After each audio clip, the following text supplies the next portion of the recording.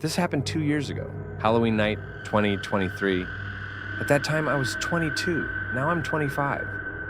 I remember that night so clearly because it started out completely normal and ended with something I still can't fully explain. That day had already been long. I work as a community worker, and we had a Halloween festival at the center. Games, candy, costume contests, and even a kids versus parents dodgeball match. It was fun, but exhausting. By the time everything wrapped up, I just wanted to go home, take a shower, and crash. I was home for maybe an hour when my little sister called me. Her name's Savannah. She was 15 back then. She wanted me to take her and my nephew Jackson trick-or-treating. Apparently, neither our parents nor Jackson's parents wanted to go out that night, so it fell on me. That's usually how it goes. Savannah knows I'm the cool older brother, and she's not wrong. I normally step in when no one else will, but I was dead tired. Still, I couldn't say no. It was Halloween, and they'd been looking forward to it for weeks. So I got up, threw on some clothes, and drove over to my parents' place to pick them up. When I got there, Jackson was already ready, dressed as Sub-Zero from Mortal Kombat. Savannah was still finishing her costume. She'd gone all out, dressed as Raven from Teen Titans, even had the pale makeup on to get that ghostly look. Once they were ready, we hopped in the car and headed toward one of the big neighborhoods nearby, the kind where every house is decked out and people hand out the good candy. We parked and started walking. The night felt perfect, that mix of chilly air, orange lights, and kids laughing everywhere. Each house we stopped at had its own thing going on. Some had spooky decorations, others had music playing. Everyone seemed in a good mood. At one house, an older man was grilling hot dogs instead of giving out candy. He smiled and said, "Kids get too much sugar. Protein's better." He handed Savannah and Jackson each a hot dog and a soda. They were thrilled, and honestly, that guy was kind of a legend for doing that. We kept going house after house until their bags were heavy with candy. It was getting late, and we decided to hit one last row before heading back. By then, the crowd had thinned out. Fewer kids, fewer parents, quieter streets. That's when things started to feel off. As we were walking back toward the car, I noticed someone across the street. They were standing in a dark yard, one with no porch light on, no decorations, nothing. At first, I thought my eyes were playing tricks on me. But when I focused, I realized someone really was there. They were dressed completely in black, hooded cloak, dark outfit, and what looked like a mask. I couldn't see their face at all. They were just standing there, still. And they were facing us. A small chill ran through me. Something about it felt wrong. I quietly told Savannah and Jackson, "Stay close. Don't stare. But look across the street." Savannah glanced over and froze. Jackson just laughed, thinking it was some neighbor trying to freak people out. But Savannah knew better. She could tell by my tone that I wasn't joking. What she also knew, and Jackson didn't, was that I carry a gun when I go out at night. I keep a Glock in my backpack for safety. So when I told them to stay close, she got serious real quick. We started walking faster, but I could feel that figure's eyes on us. Every time I glanced back, they were still there. Same spot, same direction, watching. The further we walked, the emptier the neighborhood felt. The laughter and chatter had completely faded away. About halfway to the car, I heard something. Footsteps, heavy ones. The kind of sound boots make when they hit concrete. I turned around, and there they were again. The same person, now walking toward us. This time, I could see more detail under the streetlight. They weren't wearing a cloak anymore, just all black tactical gear. Vest, boots, gloves, and a full spandex mask covering their entire face. That's when my stomach dropped. This wasn't someone in a costume anymore. I whispered to Savannah and Jackson, "Listen carefully. Don't stop walking. Don't look back." I kept my tone calm, but inside, my adrenaline was already kicking in. I told them, "That person from before, they're behind us now. Just keep walking. Stay quiet." Savannah's eyes widened. Jackson looked confused, but obeyed. We tried to act normal, just 3 people walking down the street.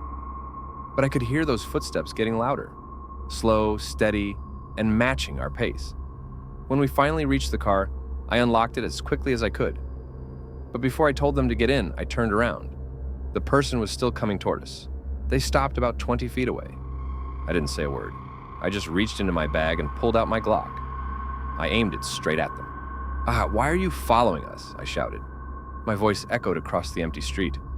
The person froze. Then, slowly, they raised their hands. After a few seconds, they reached up and pulled off their mask. It was a woman, mid-30s maybe. She just stared at me with this blank, emotionless face. "Why are you following us?" I asked again. She finally spoke, in this robotic, flat voice. "I'm an undercover cop," she said. "I got a report about a break-in nearby. When you looked at me suspiciously, I thought you might be involved. So lower your weapon before I arrest you." Her tone didn't sound right. No badge, no ID, no radio. Just that lifeless stare. I hesitated, but slowly lowered the gun. The last thing I wanted was to cause a scene in front of the kids. But her story didn't make any sense. If she was undercover, why would she wear full tactical gear? And why stand in the dark, staring at random people instead of checking the house she claimed was broken into? I asked her, "If you're undercover, why the cloak? And why follow us?" She didn't answer. She just stood there, watching me, that same blank look. But now something behind it had changed. Her eyes looked darker, meaner. Then she smiled. It wasn't a normal smile. It was stretched and wrong, almost forced. And she said something I'll never forget. "If you didn't have that gun," she said softly, "this night would have ended a lot different for you." Right after she said that, I noticed movement behind her. 4 figures stepped out from between 2 houses. All of them were dressed like her. Black tactical gear, masks, boots.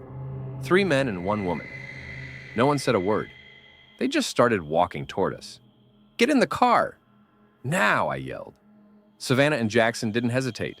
They jumped in, and I kept my eyes locked on that group. The first woman didn't move. She just stood there, grinning, while the others kept coming closer. As soon as the kids were in, I got in and hit the gas. I didn't look back until we were already speeding out of the neighborhood. When I did, I saw them still standing there at the end of the street. The woman's face was still turned toward us, that same twisted smile never leaving.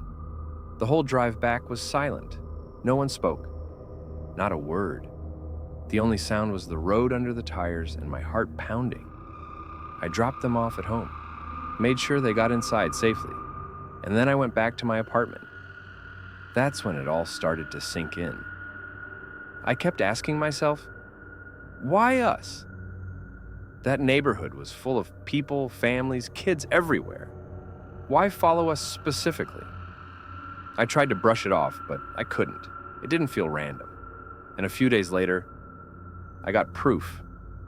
A text came through from an unknown number. It had one image, but no words, no context. The picture was of my car, taken from the parking lot of my apartment building. That sent chills down my spine. I went to the police and told them everything. The woman, the people following us, the photo. They took a report, but said there wasn't much they could do without a direct threat. I didn't feel safe after that. So one afternoon, I drove back to that same neighborhood. I went to the house where I first saw that woman standing in the dark. A man in his 40s opened the door. I asked if there had been any break-in that night. He looked confused. He said no, that he went to bed early because he had work the next morning. Nothing strange, no cops, no suspicious people. That confirmed it. Whoever that woman was, she wasn't a cop. I thanked the man and left, but I couldn't stop thinking about it. They knew my number. They knew where I lived. They had been watching me. What if they had planned something that night, and the fact that I was armed ruined it for them? What if they'd followed other people before, people who didn't get as lucky? Those thoughts haunted me for months. I started therapy, installed cameras around my apartment, even added motion lights outside my door. It's been 2 years now. No new messages, no strange cars, no sightings. But I still think about that night more often than I'd like to admit. Every Halloween since then, I don't go out. I don't open my door. I just stay inside and wait for morning. Because sometimes when I close my eyes, I can still see that woman's face, that fake smile, and hear her voice saying those same words. If you didn't have that gun, this night would have ended a lot different for you. I don't know what their plan was or who they were, but I know one thing. Being armed that night saved our lives. And if you ever find yourself out late on Halloween, remember this. The real danger doesn't always wear a mask. Sometimes it watches from the shadows, waiting for you to notice it. It happened when I was 12 years old. That Halloween still plays in my mind like a movie I can't turn off. My family decided to do something different that year. Instead of walking around our neighborhood for trick-or-treating, my parents thought it'd be fun to spend the weekend at a small family resort about an hour away from home. They said the place was hosting a Halloween celebration. Games, food, music, and a haunted hayride. The resort wasn't big, maybe 10 cabins total, a main lodge, a small lake, and a long, open field where they set everything up, surrounded by woods on all sides. During the day, it looked peaceful, almost calm. But once the sun went down, the woods turned pitch black, and the place felt a little too quiet. We checked in early that afternoon. I still remember walking into our cabin, smelling campfire smoke and caramel apples drifting through the air. Kids were already running around in costumes, even though it wasn't dark yet. My parents said the hayride would start around 7, so until then, there'd be games and contests. I headed off to explore while they unpacked. There were booths for tossing rings over bottles to win candy, pumpkin carving tables, and orange lights strung across everything. The air felt alive and happy, like the start of something fun. That's when I met Ryan. He was around my age, wearing a skeleton costume, and told me his family was in the cabin next to ours. We started playing games together, laughing and collecting candy. As it got close to 7, a crowd began forming near the hayride area. A tractor pulling a wagon sat near a large barn. The driver wore a scarecrow mask, and workers dressed like zombies were hiding behind trees, waiting to jump out. Ryan and I climbed onto the wagon with maybe 20 others, families, little kids, and teens. The tractor started moving, slow and bumpy, the torches lighting up the dirt trail. People were laughing, screaming when actors popped out from the dark. It felt like any other Halloween attraction, fun, harmless, until it didn't. About halfway through the ride, the trail grew darker. The torches were spread farther apart. The laughter faded into quiet. That's when I saw him. A man standing just outside the torchlight. He wasn't wearing a costume. Black jacket, jeans. A baseball cap pulled low over his face, hands in his pockets. Perfectly still. At first, I thought maybe he was one of the workers, but something about him felt wrong. He wasn't moving. He wasn't pretending to scare anyone. He was just watching. I thought maybe I imagined it, until I felt it. That strange pressure when someone's eyes are locked on you. I looked away, then back again. He hadn't moved, still standing there, half hidden in the dark. I tried to ignore it for the rest of the ride, but my chest wouldn't stop tightening. When the hayride ended, everyone climbed off, laughing. I turned to glance at the woods one last time. He was gone. I didn't say anything to my parents. I told myself I was being dramatic, that it was Halloween and I'd just gotten spooked. Later that night, my parents sat by the bonfire with other adults while Ryan and I ran around collecting more candy. The night felt normal again until I saw him again. He was standing off to the side, near the tree line, maybe 30 feet away. Same jacket, same hat, just standing there, watching. I froze. My stomach dropped. "Ryan," I whispered. "That's the guy from the hayride." Ryan turned, squinting. "Maybe he's one of the staff." I shook my head. "Oh, no. He was in the woods earlier." Ryan frowned. "Maybe he's a parent then." I wanted to believe that, but he wasn't talking to anyone. He wasn't doing anything. He was just there. A few minutes later, when I looked again, he was gone. By around 9, most families had gone back to their cabins. Things were wrapping up, but but Ryan and I weren't ready for the night to end. He suggested we take a quick walk down the trail behind the cabins, said it'd be fun to do something scary before bed. I hesitated, but he had a flashlight and I didn't want to seem scared, so we went. The path was quiet, the air colder now. Our shoes crunched over the dirt as we walked. We only went maybe 200 feet before stopping near a clearing.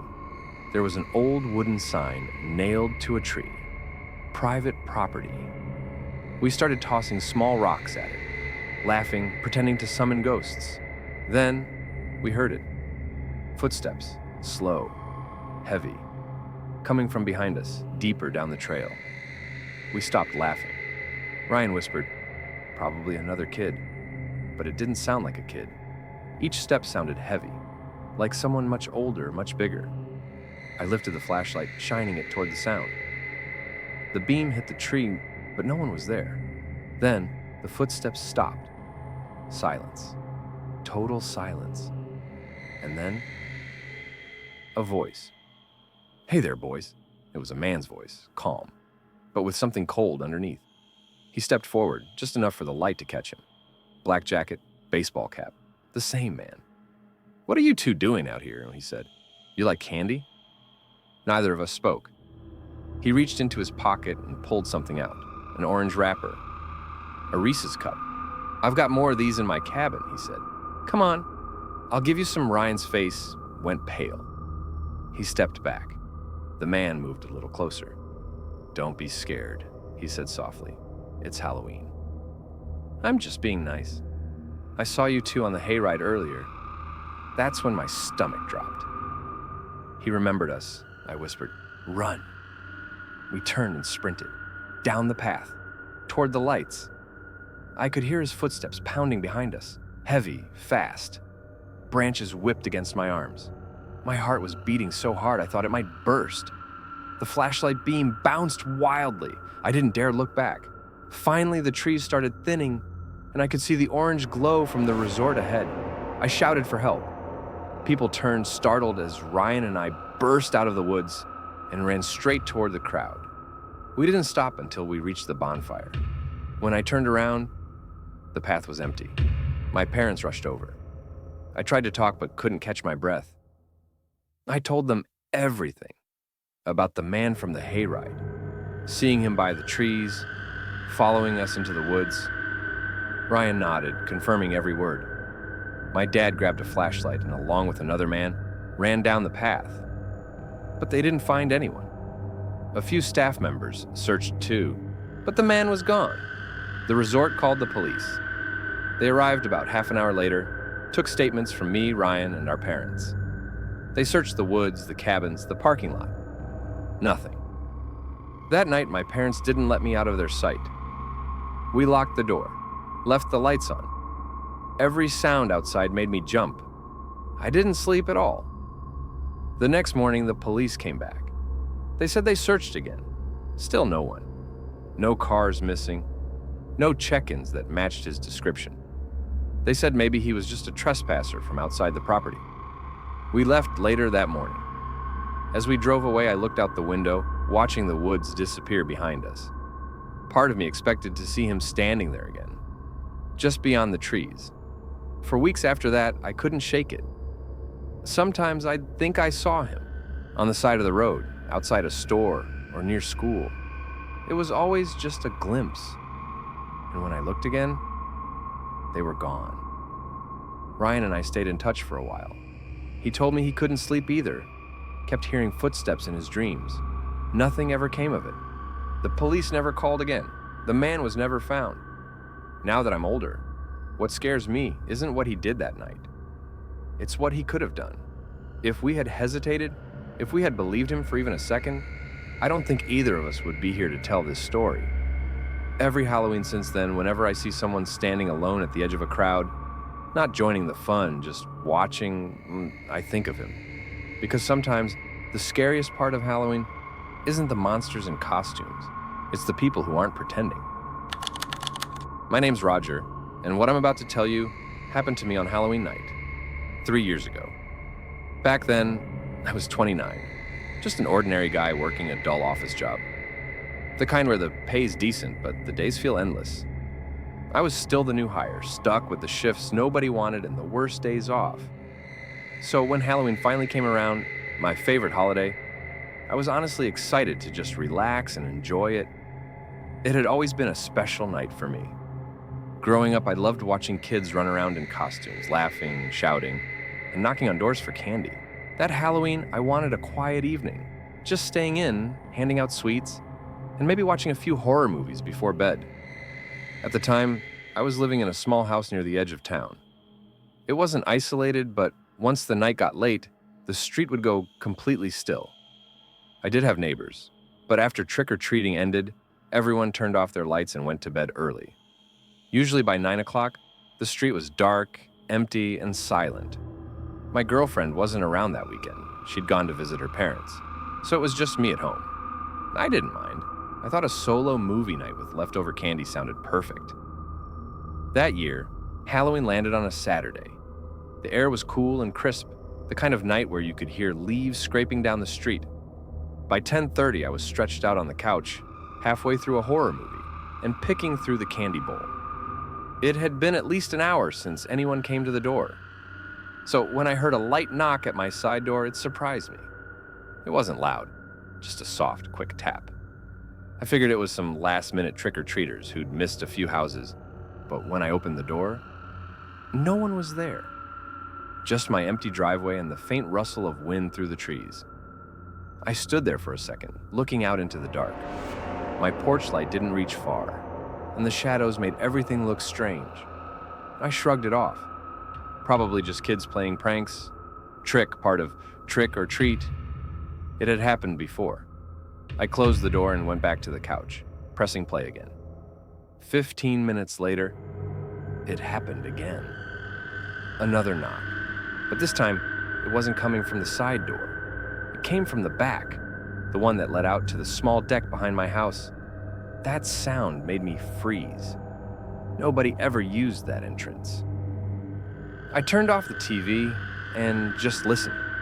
At first, there was silence. Then, the sound of metal, a soft, careful rattle, the doorknob being tested. Someone was trying it, not in a hurry, not random. Slowly, like they didn't want to make noise. My stomach sank. Whoever was out there was checking to see if the door was unlocked. I crouched low, moving quietly through the kitchen toward the window beside the back door. And that's when I saw him. There was a man crouched down just a few feet away, half hidden by the railing. He was wearing dark clothes and a cheap Halloween mask, the kind you'd buy at a dollar store, cracked across the side and pushed up onto his forehead. In his hand, he was holding a crowbar. He wasn't acting nervous or rushed. He was calm, like he already knew I was there and didn't care. My heart started pounding. I backed away slowly, careful not to make the floor creak. I grabbed my phone and dialed 911, whispering everything to the operator. She told me to stay on the line, lock myself in a safe room, and stay quiet. I didn't want to make noise by running upstairs, so I crept halfway up the steps and stayed crouched there, clutching a kitchen knife and whispering updates into the phone. I peeked down just enough to see the back door again. The man had moved. Then, I heard another sound, a faint pop. It came from below, the basement window. He was down there now. I whispered into the phone, "He's at the basement!" My voice was shaking so bad it barely came out. The dispatcher said officers were on their way and to stay where I was. Then came the sound that froze every muscle in my body. Glass breaking. It wasn't loud, just a sharp crack followed by the scrape of metal against the frame. He was breaking in. What scared me the most was knowing this wasn't some kid pulling a prank. He knew I was inside. And burglars, real burglars, don't usually break into homes where they know someone's awake. This was different.